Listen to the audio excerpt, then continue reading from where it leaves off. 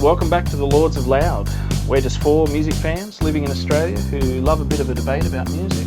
We thought we'd move our email discussions and rants into the podcast era. I'm Lord Ben, King of the Lords, and Beatles tragic, prog rock fan, and I'm your host. And as always, I have with me Brett, Lord Brett, who has the perfect hair for any podcast. I have with me Lord Al.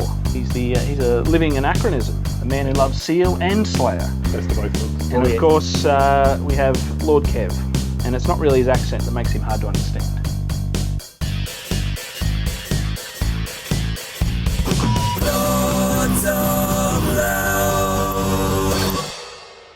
All right, so welcome to the inaugural Lords of Loud podcast. We're four guys. We like music. We've often talked about listening to podcasts. We could do this shit. We could crap on about music for absolutely a long time. We could do this. Yeah. Why not give it a go? Why not create our own podcast? We like to make top 10 lists. We like to I think that's discuss how the Beatles are the greatest band of all time. Yep. Disagreeing about that. And how they're highly overrated. Yeah, hugely. And I think that's where this started, because we were emailing top 10 lists and we were all just really into it, ridiculously into it.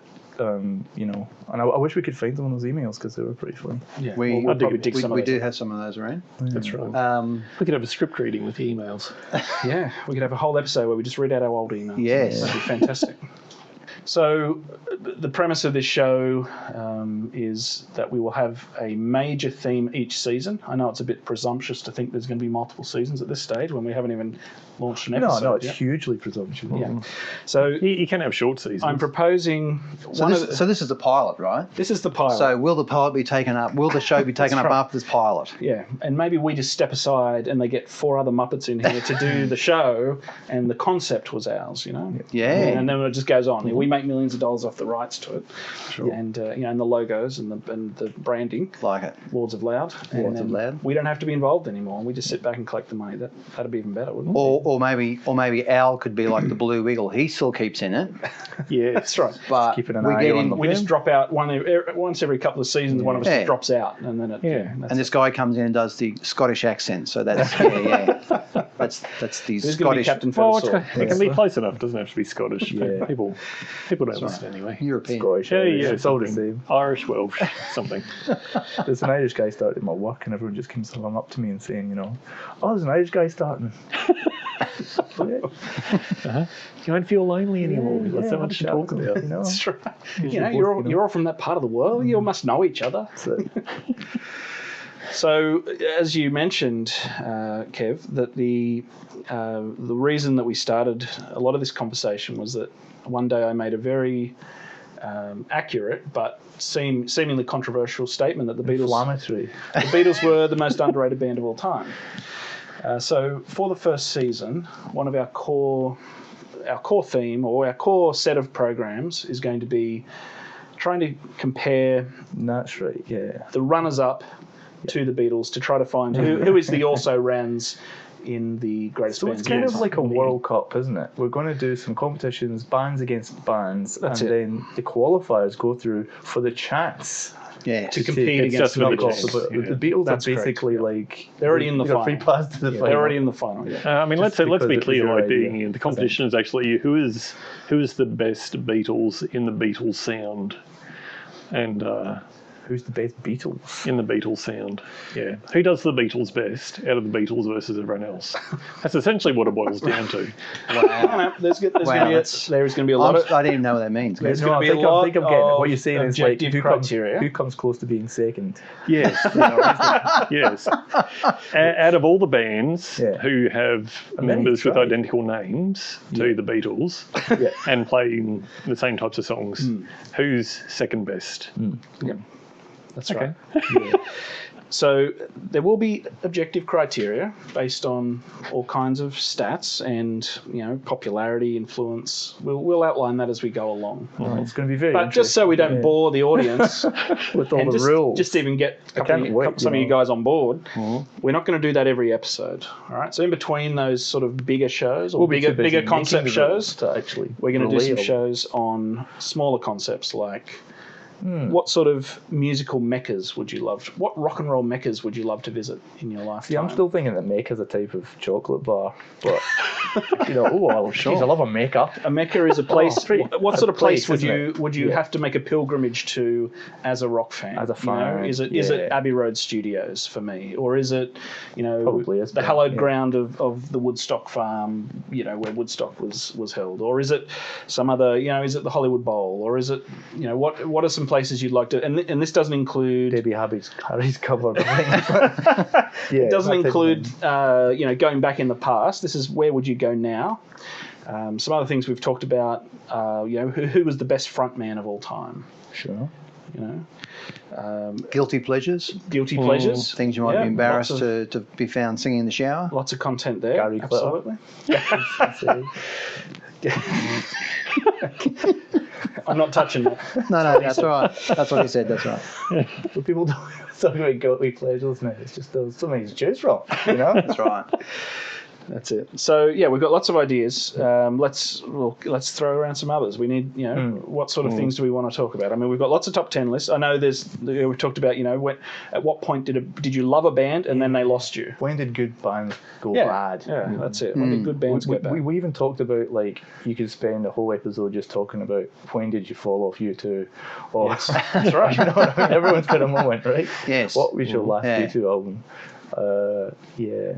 It's almost High Fidelity when he has lists, the best breakup songs, the best. I mean, seriously, you could go through in that. But it's not like we've ripped the idea off. Or No. That's right. It's That's like right. that. It's not Desert Island Discs. It's like that's it, right. but it's not. I think if I remember in that book he did top fives, so completely different. You're a mathematician, So. You the could go greatest top songwriters. fours, you could do top That's five sixes. different. You really Top 5.5. 5.5. Yeah, Exactly. Depending on the date as well, you could work it in. Oh yeah. I like the idea of everyone would have a band, like some obscure band that they could almost guarantee the rest of us wouldn't know about.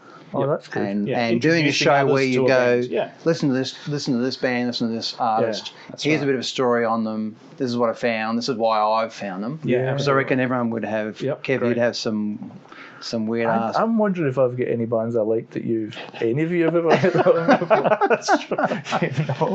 Yeah, Fat which is Mansions? good. Anyone? Fat Mansions? No.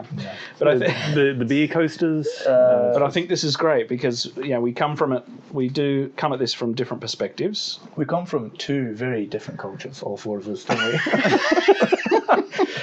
You wouldn't say we're a diverse bunch, from a traditional sense. But musically, I think we have enough diversity to sort of have some fun and try to have some good arguments about who was the greatest lyricist and who was the greatest even interesting, songwriter. like if you're a Pink Floyd fan, you might argue about. What do you mean if you're a Pink Floyd? Yeah, if you are. Is anyone not a Some Pink Floyd? people are. Some people are. Hang on, what?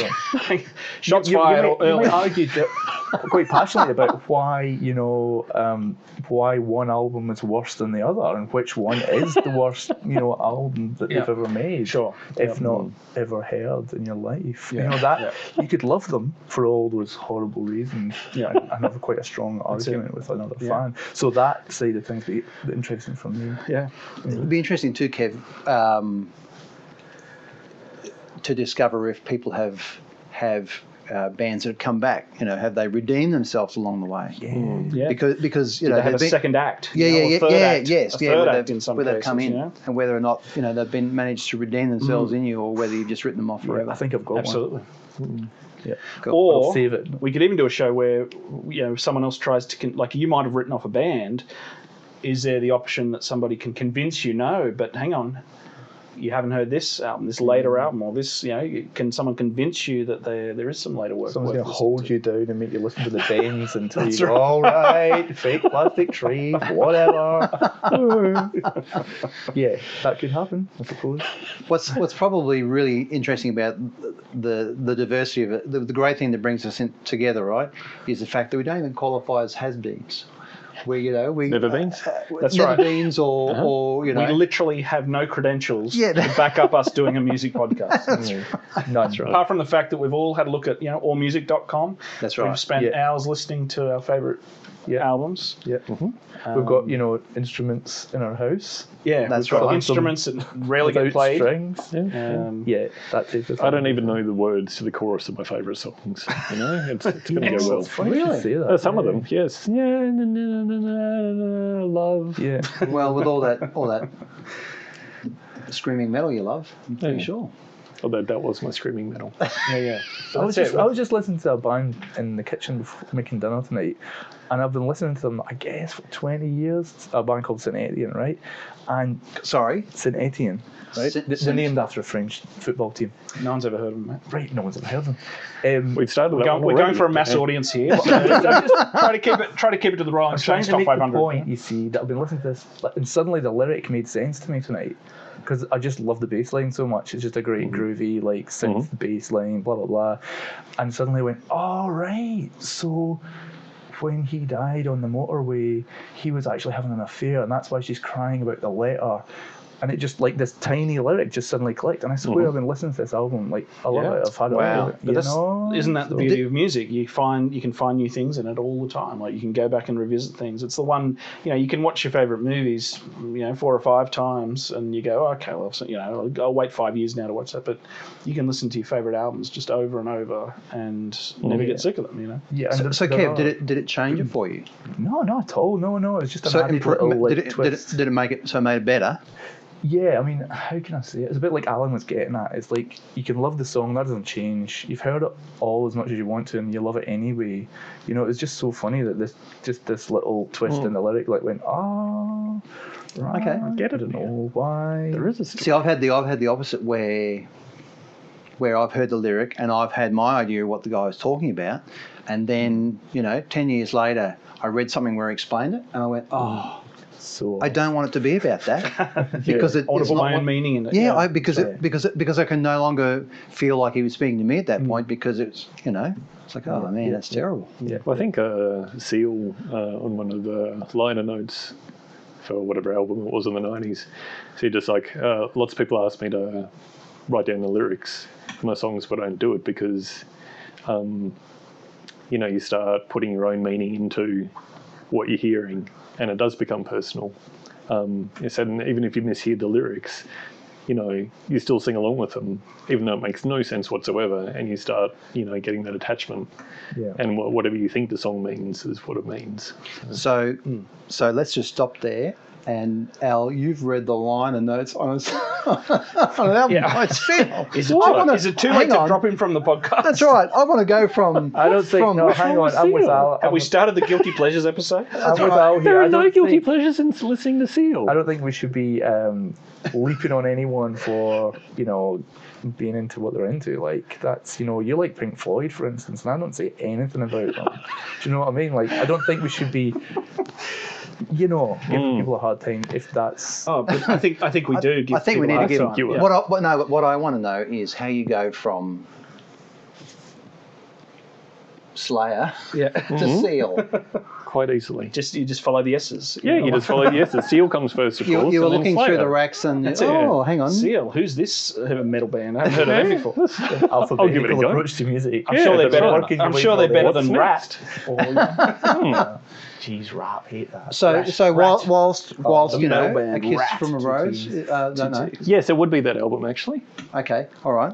That's a good song. I'm okay with that. But do you know all the lyrics to it? Because I've got no idea. And neither does Seal. That's all right. Maybe it is all just a ploy. But he never has to sing the same thing twice at a concert. It's true what you say, though, because it's if you treat music as an art form, which it should be, you don't go to a gallery and go, oh well, I love what's this big beautiful painting in front of me, and let me just step over the side here and read this 2 pages of notes from the artist as to what it's supposed to mean. You put your own meaning into it. You do that sort of. Yeah, I think when I was a kid, I used to really love lyrics, and there was a magazine called Smash Hits, and you can actually go into some Twitter feed at the moment, and they've got this robot that just randomly displays a page from the Smash Hits from the 80s, right? And when it comes to the lyrics page, my little eyes light up, and that was my way into. Yeah. But later on, it was nah, not so important. Yeah, but I think there's a show in that I think there's an episode in talking about what is more important to you, lyrics or melody, or is there times when melody's more important and lyrics are more important? That could be a short podcast, Ben. You know what I mean? Like, it's just the answer. In the end, I think we're in a safe place here. So I think, unless you like Seal, clearly. Yeah. Anyone can bring up anybody. Anyone can criticise anybody. and I think it will be more interesting if. Again, I'm still reeling from the night when Ben said to me he believes the Beatles are underrated. So I've set the bar pretty high. So I'm thinking, yes, it's a safe environment. And if people want to jump in and say, "Are you kidding?" Were you there the night that I said the Beatles were cat piss? Well, what? And that's the end of Lords of Loud. Thanks for listening. They're just rubbish. All right. Well, thanks for joining us. We'll be back with the first official episode of Lords of Loud very shortly. Stay tuned.